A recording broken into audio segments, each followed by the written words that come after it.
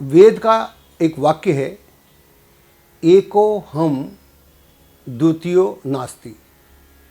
मैं अकेला हूँ और कोई दूसरा नहीं है। वेद आगे बोलता है, एको हम बहुश्यामा। मैं अकेला हूँ और मैं बहुत होना चाहता हूँ। ये बात परमात्मा के संदर्भ में कही गई है। और वेद बहुत सारी बातें बोलता है। वेद आगे बोलता है, एकम सद विप्रा बहुधा वदंती। सत्य एक है और विद्वान तरह तरह से उसकी व्याख्या करते हैं। तो कहने का तात्पर्य यह हुआ कि मामला एक का है, दो का नहीं है। पातंजलि आज से 5000 साल पहले बोलते हैं, योग से समाधि। जब वो योग की बात करते हैं तो युग्म की बात करते हैं। दो जब एक हो जाते हैं तो वहाँ समाधिनस्थ व्यक्ति या योगी हो जाता है। और ज्योतिष में हम बोलते हैं राजयोग। राजयोग का हमारा तात्पर्य होता है, जब दो या दो से अधिक ग्रह मिलें तो उनके युग्म से, उनके मिलन से राजयोग कुंडली में बनता है और बढ़ता है। मैं पिछले 40 साल से अधिक समय से ज्योतिष में काम कर रहा हूँ। मेरी सोच थोड़ी सी अलग है। मैं ऐसा मानता हूँ कि कुंडली में भी एक ही ग्रह होता है जो आपके पतन का और उत्थान का कारक होता है। और ये प्रोग्राम हमारा इसी सब को समर्पित है। इसी सिलसिले में मैं डॉक्टर मुरली मनोहर जोशी जी से बात कर रहा था एक दिन। डॉक्टर साहब मेरे फ्रेंड, फिलोसफर और गाइड हैं। मेरे लिए तो बड़े आदरणीय, पूजनीय हैं। तो मैं उनसे अक्सर बातें करता रहता हूँ। आप सब जानते हैं कि बीजेपी के अध्यक्ष भी रहे, बीजेपी की सरकारों में मंत्री भी रहे, बहुत सारे पद संभाले। इसके अलावा एक उच्च कोटि के विद्वान हैं और चाहे वेद हो, चाहे योग हो, चाहे ज्योतिष हो, ये जितने विषय हैं उन पर उनकी बहुत गहरी पकड़ है। तो मैंने उनसे बोला कि ज्योतिष में मेरा ऐसा मानना है कि एक ग्रह ही आपका पतन या उत्थान करता है।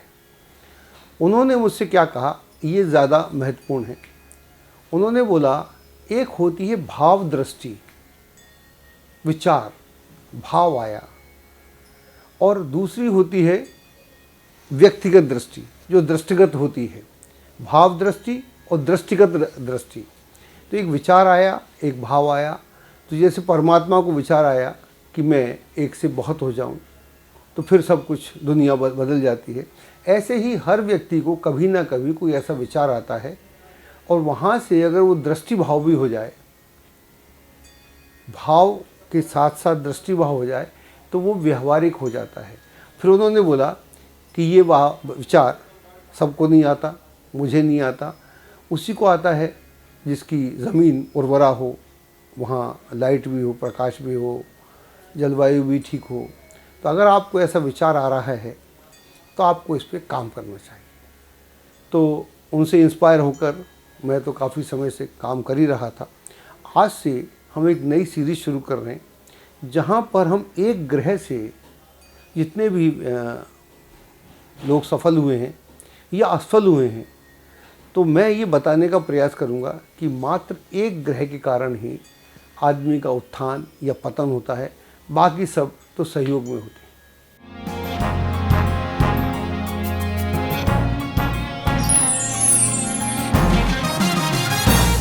आज हम सुनील गावस्कर की कुंडली का अध्ययन करने जा रहे हैं।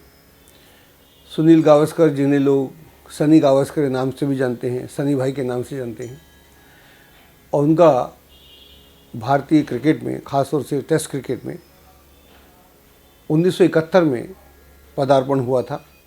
और उनका जो पहला टूर था वो वेस्ट इंडीज़ में था,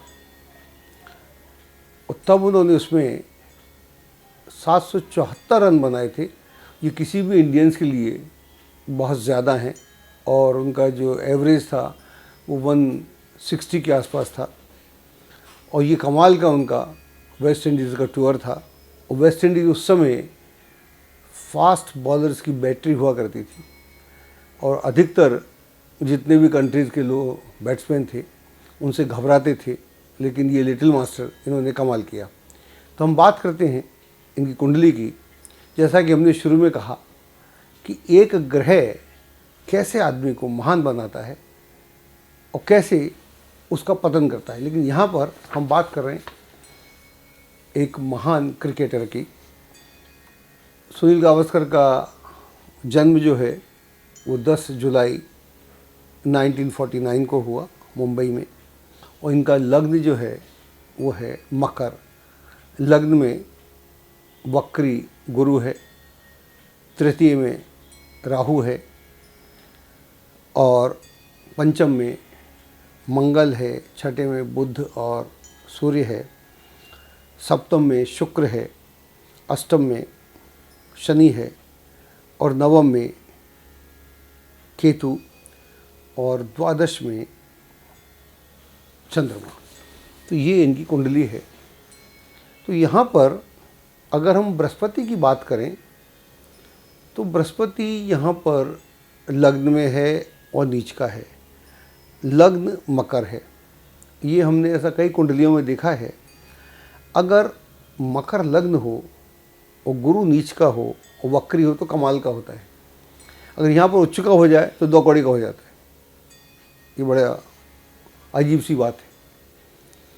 इसलिए यहाँ पर नीच का गुरु, वक्री गुरु बड़ा कारगर हो जाता है। और 1971 में इनका क्रिकेट में पदार्पण होता है। इससे पहले ये मुंबई में सेंट जेवियर में पढ़ते थे, तो वहाँ पर भी उन्होंने काफ़ी कमाल किया था। उस कॉलेज में अच्छे रन्स बनाए थे, उसके बिना पर ही इनको सिलेक्शन हुआ था। तो इनका जो पहला टूर था वो वेस्ट इंडीज़ का था, कैरिबियन का था, और बहुत टफ माना जाता है। तो वहाँ पर उसी समय इनको राहु की महादशा प्रारंभ हुई। तो इस कुंडली की जो जान है वो राहु है। राहु तृतीय भाव में है और मीन राशि में है। मीन राशि में राहु को कमज़ोर मानते हैं, लेकिन वो पराक्रम में है। तो पराक्रम के भाव में राहु यहाँ कमज़ोर नहीं है। और जो तृतीय भाव होता है वो हाथ का भाव होता है। और क्रिकेटर व एज ए बैट्समैन आपको सारा जो अपना पराक्रम है अपने हाथों से ही दिखाना पड़ता है। एज ए बैट्समैन आपके हाथों में दम भी होना चाहिए, कला भी होना चाहिए। तो दोनों बातें यहाँ देखने को मिलती हैं। इसके अलावा ये जो राहु है वो वर्गोत्तम है,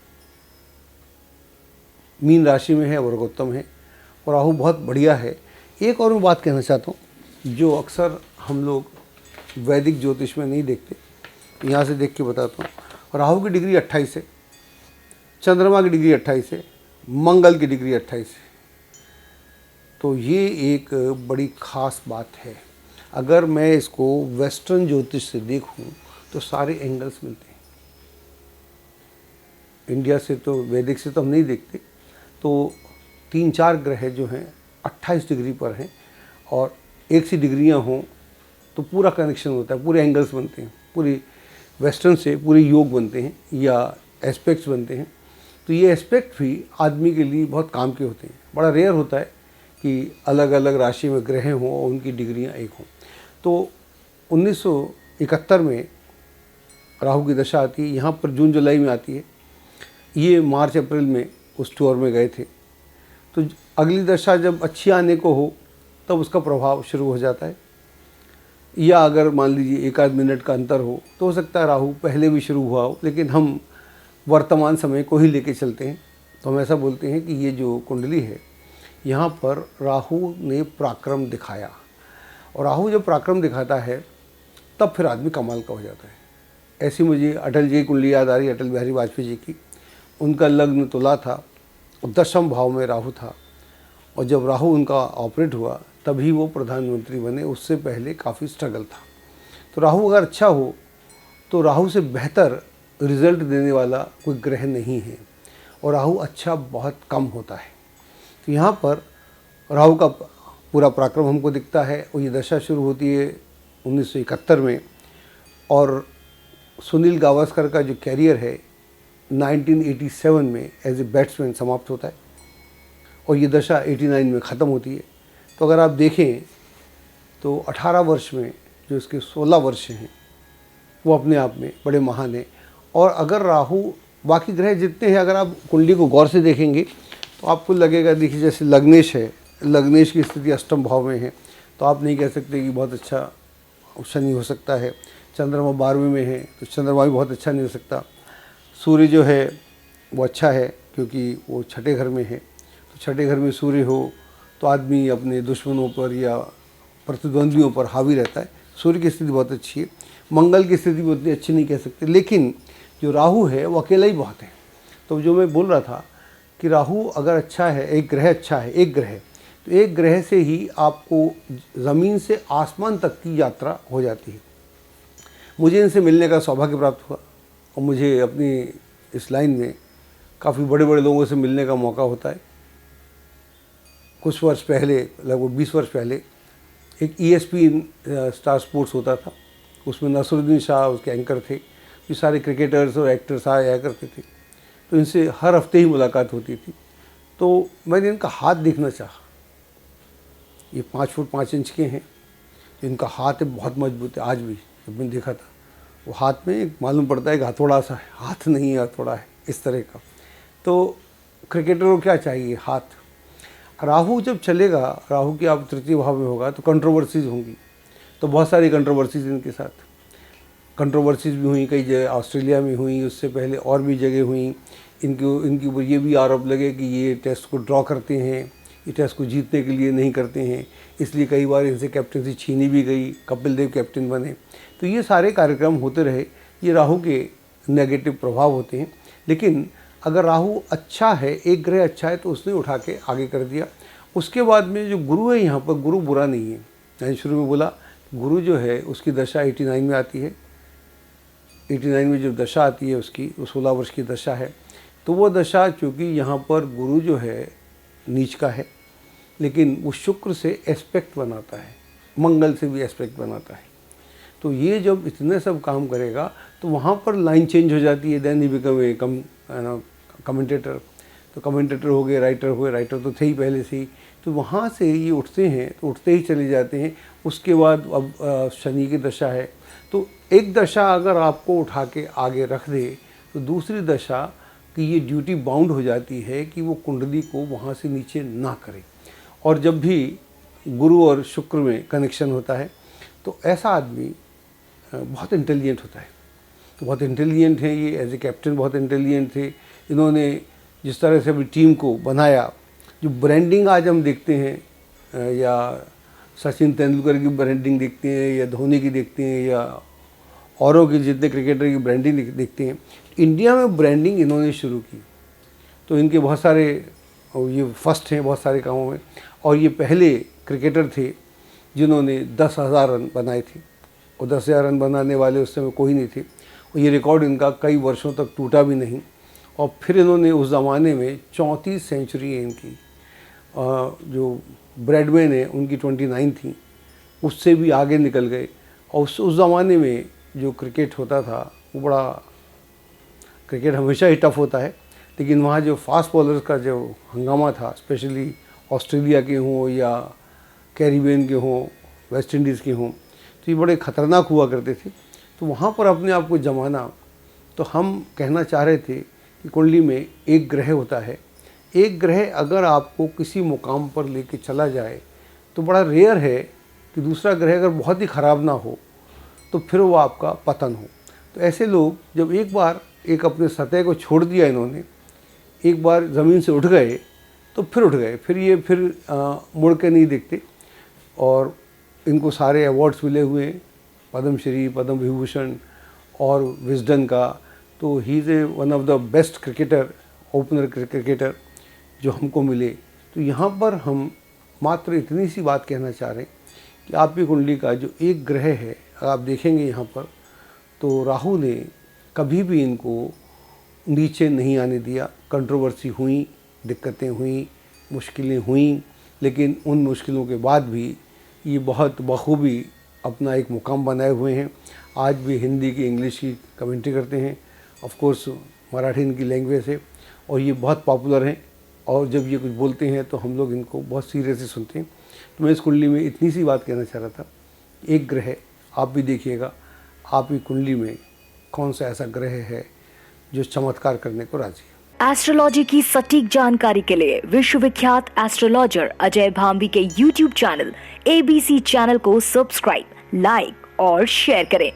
लेटेस्ट अपडेट के लिए बेल के बटन पर जरूर क्लिक करें।